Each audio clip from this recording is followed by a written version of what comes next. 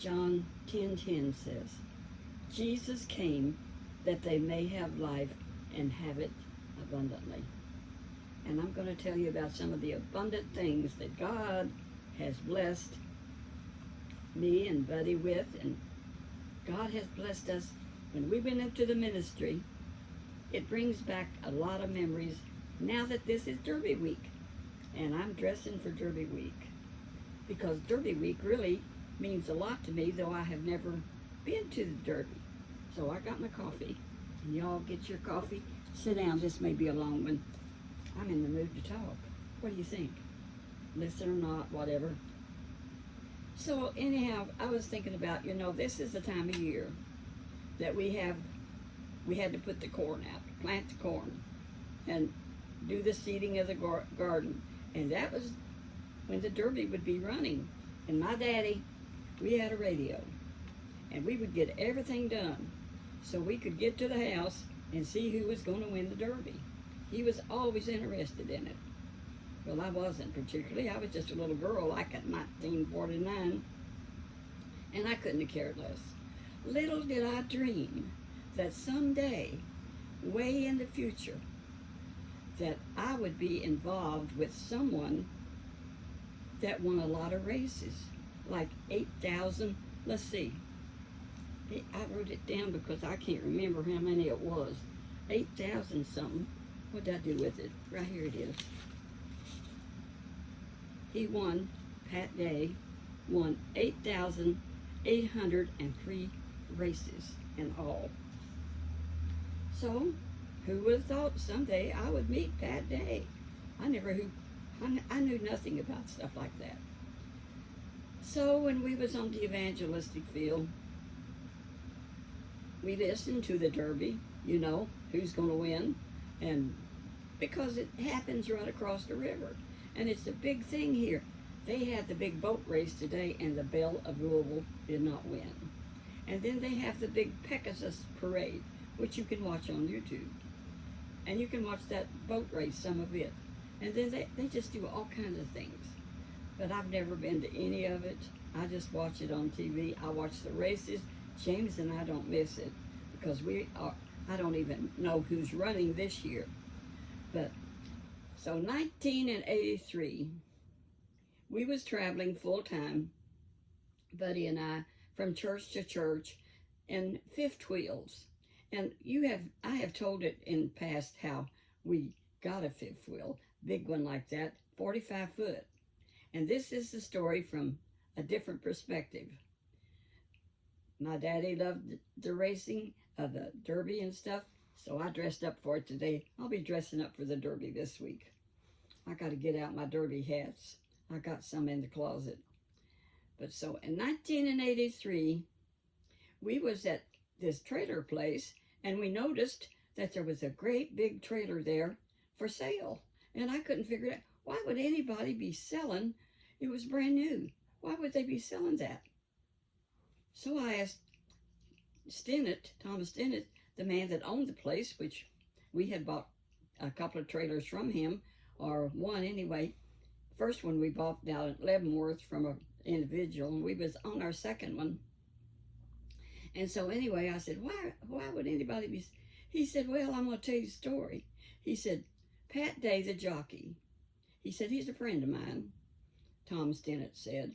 And he ordered this from up in northern Indiana, 45 foot with a tack room in the back where he could put his saddles and all of his stuff. He could have probably carried a horse. It was so big and long. 3 axle, 6 tires. I had never seen a fifth wheel that big. So I said, what happened? He said, well, he ordered it, all the cabinets made shorter, 2 inches shorter. And then he could handle it because, let me show you the picture of Pat Day. Now, Pat Day himself gave me this picture. Can you see him there?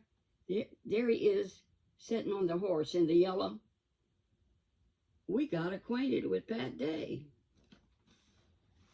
And this is how it happened. I said to Tom Stinnett, I said, it's for sale. I said, well, we're tax exempt. Reckon because I got our tax exemption because we doing church work, revivals. Would he want to donate it to a ministry, you reckon? He says, I don't know. He says he might. Well, I didn't know it at the time, but he had given his heart to the Lord a few months previous and was on fire for Jesus. And I didn't know that, but God knew it. Isn't that something, how the Lord goes before you when you don't know what you're doing? Because I guarantee you, I did not know what I was doing.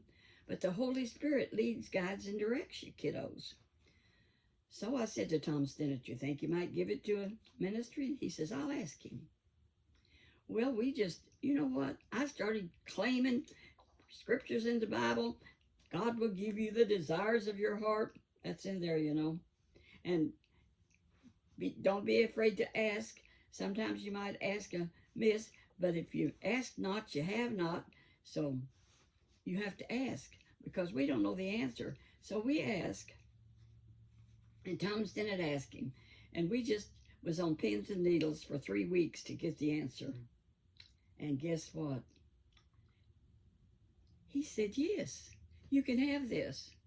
Now, all I had to do was pay the taxes, which was practically nothing, because I had told him I would do that, and I had the funds to pay the taxes on it, and it wouldn't cost him anything to give it to us, and he could get a tax write-off. And he said yes.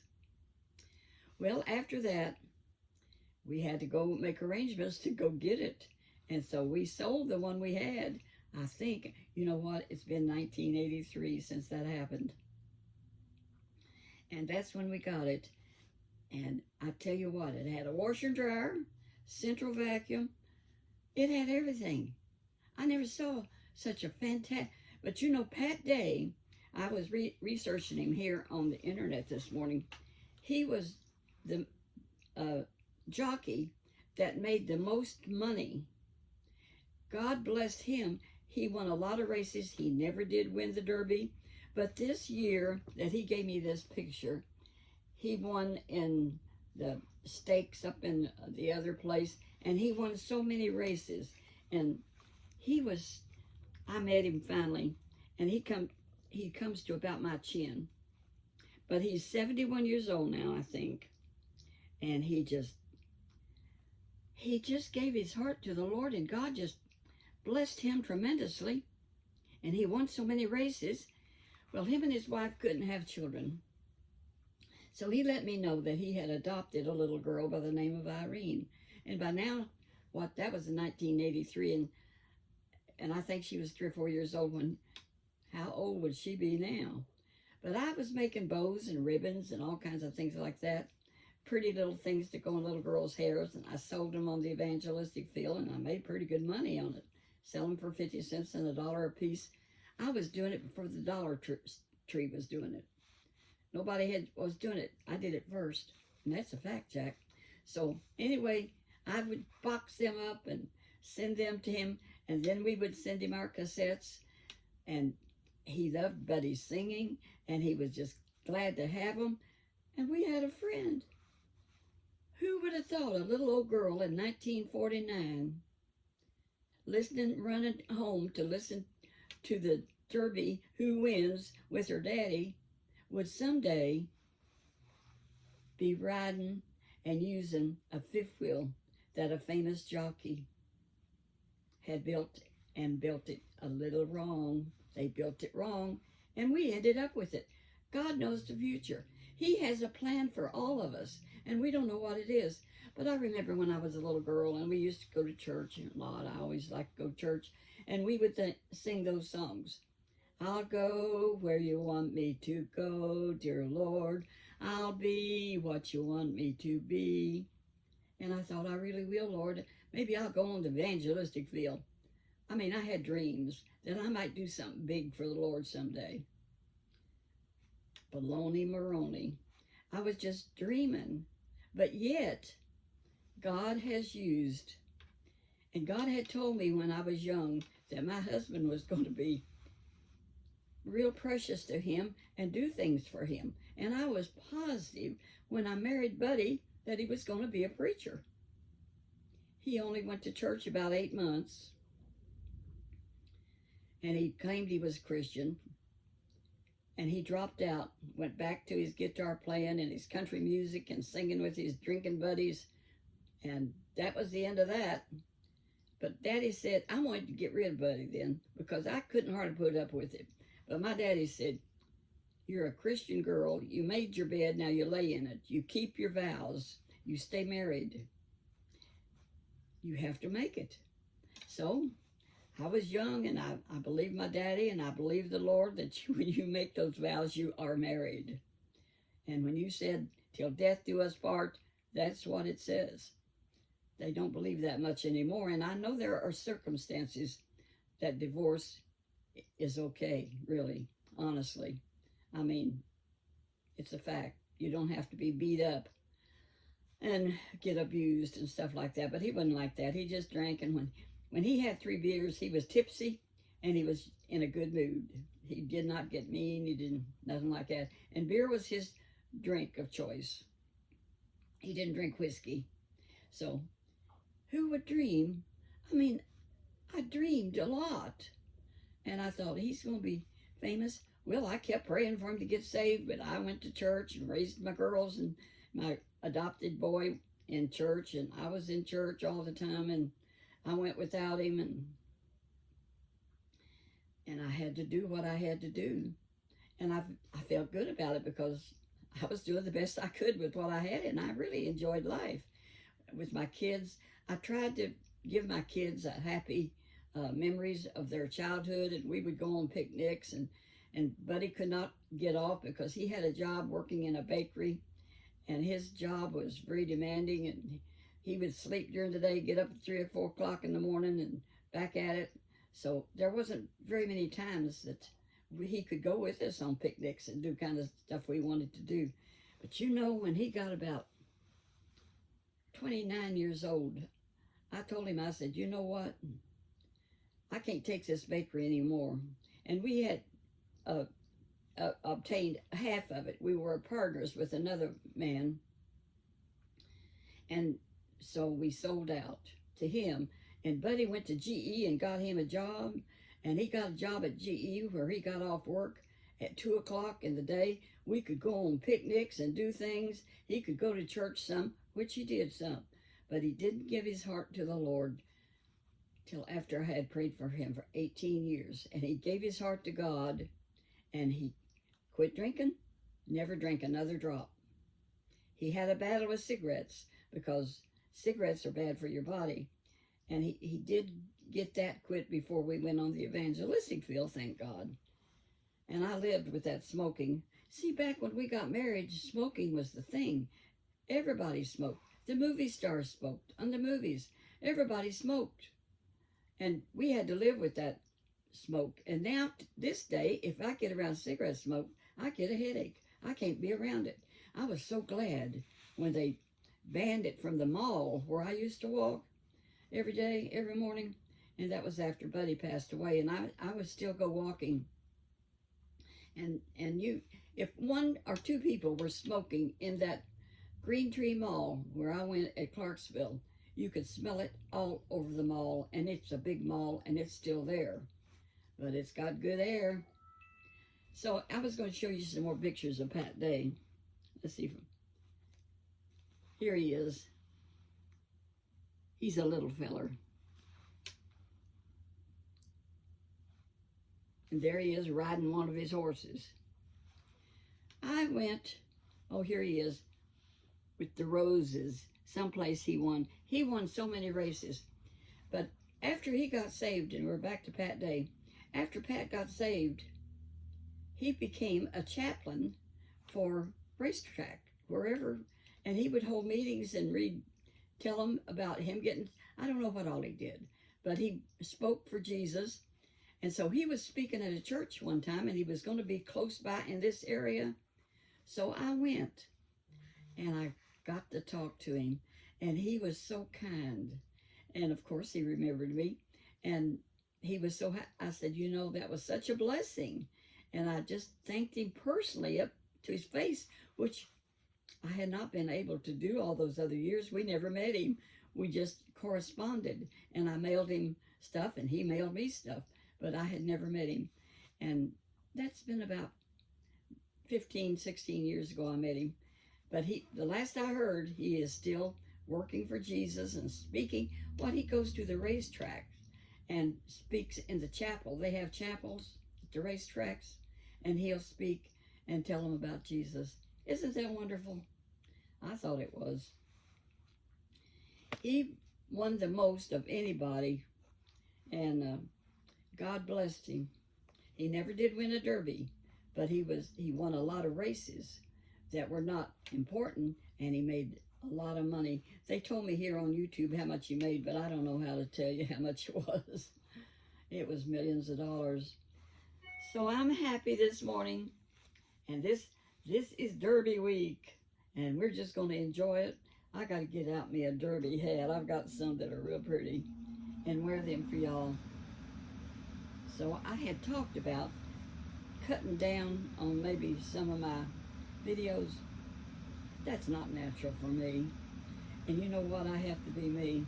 Now, not all of y'all watch this all the way through, but you all that do, I'm going to share a secret with you all. And I ain't too embarrassed, just a little. I don't embarrass too easy. You know that. So y'all know about my panty story, my undies story with the high-rise. Well, I thought high-rise meant up over your belly button. No, somebody told me. I want to inform you. It didn't hurt my feelings or nothing. You can't hardly hurt my feelings. She said that means the way they're cut up high over your leg, which I don't like. But I like them above my belly. So I thought that was high-rise. And you know, I ordered 3 times or 4. I'm laughing. I can't remember exactly. And I sent them back. Yesterday I went to Kohl's and I had 2 packs to send back because the line was so bad the day before. I went back home and then I got the other pack, and so I had 2 packs of panties to send back to Amazon, which I did. But as I was telling the girl, and she was looking at, because it shows what you're sending back, and I told her, I said, you know, I just kept ordering panties and I never could get any I really liked, because one time I got one that was big, it was like bloomers. They would fit 2 people. And a 4X on some of them now, and I checked it, really means like a 10 or a 12 or 11. 2X, 3, they're very confusing, folks. So anyway, I happened to think yesterday, now I'm 91, okay? I don't remember everything. But I said, remember you have a house on Grant Line, an apartment. Remember your chest of drawers, and remember you put some panties in those drawers so that you would have some when you was over there. I said, you know what? I talked to myself, that's right. I'm going to check them. Well, I forgot to check them yesterday, but I want to tell you what that girl said when I was turning all those panties in, those packages, 2 of them at Kohl's. She said, honey, sometimes they're turning back more than that. I said, in panties? She said, yes. A lot of people have troubles with that. So I didn't feel so bad then. So anyway, I said, so this morning, this is a day later, I said, I've got to check that drawer where I have some extra shirts. You know, I like black shirts because everything contrasts with it. And I have a good selection. I can wear all colors. So I went in there in the bedroom and I pulled that drawer open. Guess how many pairs I found? 5. One of them was brand new, never been worn. Secret treasures. That's the name of them that I like so well, that are cut completely right. So that's my confession. That's my secret I'm telling all y'all. I'm fixed for undies now. And the world knows it if you watched all the way through. But if you didn't watch all the way through, you don't know. Ha ha ha. I'm silly. But I did forget about them. But while I was in that drawer, I found some other things I forgot about. I had some nice shirts, and I found a pair of jeans that will still fit me. So I did well opening that drawer. I tell you what, my mom, see, I'm 91, and I do think about dying, and what a mess this is going to be here, that somebody's going to have to take care of. I mean, I've got drawers that's got stuff, and I know what's in them. But I'm not in one, and if I should go to heaven, somebody's got to take care of that.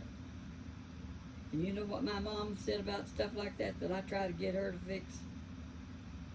Not my problem. So I'm not worried about it. They will take care of it. Somebody will. I feel so. I thought the other day I heard one of these YouTubers talking about decluttering. I don't think so, because to declutter and separate stuff, I would just have to pull a drawer out and dump it in a trash bag. But then I know where that stuff is. James asked me the other day. He said, "Honey, I need some binoculars. Have you got any?" I said, "Well, yes." And I went right straight to the drawer where I had 2 pairs of binoculars, because we had high winds and he lost some stuff off of his roof, the hail and the wind. He said, and so I can take the binoculars and look up there and see if there's any shingles missing. So comes in handy, you know. So I had my binoculars, and so I loaned them to him. Now when you loan him things, a lot of times you never see it again. I have not seen my sledgehammer since I loaned it to him 8 years ago. And I used a sledgehammer because I live next door to some apartments, and they have these parking things, and sometimes they're concrete. And I would use my sledgehammer. They would get out of place up on the grass, and I would just take my sledgehammer and knock them things back where they belong. Can't do that anymore. That's their problem, next door to the apartment complex. But my sledgehammer's gone. And then I loaned him my hoe. Now, I had a good hoe. It wasn't heavy, it was lightweight, and it had been wore down. A perfect hoe. You know, because it's been used a long time. Didn't have a big old head on it. So I went to look for my hoe. I had loaned it to James or else he borrowed it without telling me. So I couldn't find it when I wanted to plant my tomatoes. What am I going to do? So I went over to the office, which ain't too far away, his office. And I said, I said to the secretary, has James got a hoe around here anywhere I could borrow? She said, yes, he does. It's right out there on the porch. She just went in there and got that hoe and brought it to me. So I got that hoe now. If he wants it, he'll have to borrow it back. So anyhow, so I went and got me one more tomato plant. Now I got 4, because I really had room for one more tomato plant. And I'm looking forward. But like I say, my mom always said, you know, if Jesus called me home tomorrow, I'm planting a tree today, or somebody else said that. Well, that's the way I'm doing it. And I found these earrings. Now, these other little earrings I had that had a lot of little pearls hanging down, when I went to visit James' secretary day before yesterday, she said, I love those earrings. I just love them. They're vintage, aren't they? I said, yeah, I got them down at the Methodist store. And a lot of people, you know, when they clean out their house and don't wear them clasp earrings anymore, because all of mine mainly are clasped because I let my holes grow back up. Okay, so she said, I love them. And she said to me, so when you go, she said, would you make sure to leave them to me, because she's like 71 or something. She's young compared to me. And I thought about that later. And I told James about it. I said, James, Karen wants me to leave her these earrings when I go. I said, I'm not planning on going anytime soon. So here, give these to her right now, because I've got more. The Lord has blessed me with these. Look at this. See how they got little pearls on them? And little, aren't they adorable? I hope she don't want these. I'm going to keep these.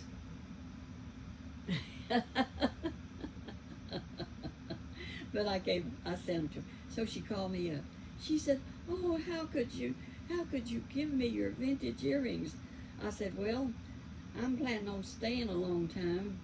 And you said leave them whenever I go. I said, and I'm not planning on going anywhere soon. I said, I'm planning on being around a few years. So anyway, she just thanked me because she just loved them. And I'm happy she's got them. It was a pleasure. my dear sweet Karen, to let you have them. And she did lose her brother. Our friend that worked for me, that was Bobby, passed away peacefully, and he's got it over with. He was a dedicated Christian, and you know we're all going to graduate one of these days. So y'all stay prayed up and make your heart right with Jesus, because he's the only way to heaven. There is no other way, only through Jesus. And he gave me his testimony, how God delivered right in my own kitchen here, because he worked for me when James and I were courting, and well, even after we got married, he would work for me, because I take care of my house. I'm an independent woman and enjoy being independent. Thank you, Jesus. So anyway, Bobby told me about how God instantly delivered him from alcohol and whiskey. And I told his sister about it when I went over to see her the other couple of days ago, and he was so seriously ill. Hospice had already came in, and they told him it wouldn't be long. So anyway, I told her the story of how Bobby told me how he got delivered from whiskey. She said, I thought he was just a beer alcoholic. He used to drink beer by the case. I said, he told me he drank whiskey, which he did it during the day, and he would work every day. But he said when he gave his heart to Jesus, the next morning when he woke up, he tried to take a drink, and it was nasty. He couldn't drink it. He said, what's this? I don't want it. No. God delivered him from it just like that. Now, God can do that. He don't always do it, but he can do it, and he did do it for Bobby. And Bobby's in heaven, and it's going to be his graduation day. And that's what we call it, graduation day. Go to be with Jesus. And when my mom passed away, and she was intubated, and she was looking up at the ceiling. She was in a bed, and us children, my brothers and I and my sister, there was quite a few of us there. There was 9 of us. I'm the oldest. And 2 of them were already gone. They're up there with Mom. And she was looking and smiling. And I said, Mom, are you seeing Daddy? No. No. She shook her. No. Are you seeing Grandma? Who you seeing? Somebody you love? I said, are you seeing Jesus? And she said, and that's what she said. And she held her hand up and took her.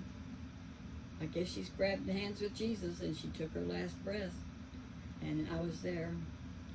So we graduate, kiddos, and it's scary. You know, it is scary. And I don't know how it's going to happen for me. Don't know how it's going to happen for you. But none of us get out of this world alive. There's funerals every day, and there's babies being born every day. So God knows what he's doing. We don't. Our trust is in our God, our Heavenly Father, and his Son, our elder brother, Jesus Christ. So Jesus, bless my subscribers out there, my grandchildren, and my adopted grandchildren, and all you sweet people. God bless you. And I don't know how long I went today, but it's probably too long. So y'all gonna know the secrets if you watch all the way through. But if you don't, you're up the creek without a paddle. Walk that walk now, where Jesus would be pleased with you. Bye-bye.